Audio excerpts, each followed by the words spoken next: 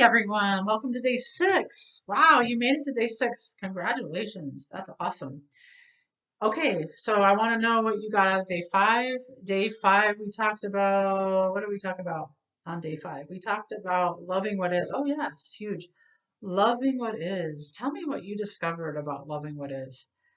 Is that something new for you to learn about, or just tell me about what you got from that and what's coming up for you out of your meditations? I really want to know.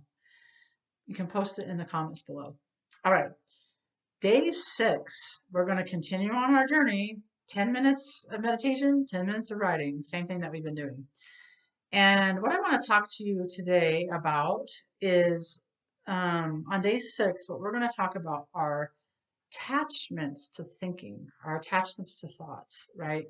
And what happens, we get kind of spun out when we'll have a thought and we'll think, oh my God, we start thinking that that thought is true. We attach something to it, right?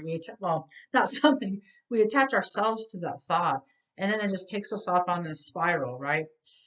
For example, I'm a bad person. Let's say that that's the thought. Okay, so I didn't do something I was supposed to do or I thought I should do, and now I'm saying my thought is I'm a bad person.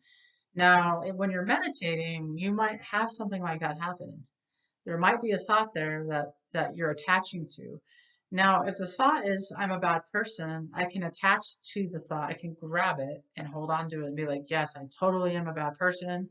And then it starts to spiral me out of control, like out of my mind. Like it just gets messed up. It makes me feel bad, right? It starts to do all that. So what this looks like to detach is when you're meditating, and the more that you meditate, the easier it is going to be. My bracelet's falling off. The easier that it's going to be to detach from that thought. So if the thought is I'm a bad person, I want you to think about it this way, or look at it this way, that just because a thought comes across doesn't make it true. To me, when I learned that, I was like, that is some profound stuff. Like, it's not true. They don't have to be true. They can be neutral, right? So even if you have a thought that I'm the best person in the world, you can make that neutral too. And I would encourage you to make that neutral. So again, it's a thought that's floating by like a cloud. There it goes. Bye bye, thought. Because the idea is to just be with and not attach to anything and make it yours, right? Just let it go by and just see it. Be an observer of it. So what I want you to do for this journaling prompt is I want you to come up with a name for that voice, the one that voice that gets you in trouble, that like tells you you're a bad person, or what I'm talking about. There's a voice there that gets you into trouble, that tells you you should do this or you should do that or you shouldn't have done that or do this or what's wrong with you and all of that. It starts doing all that.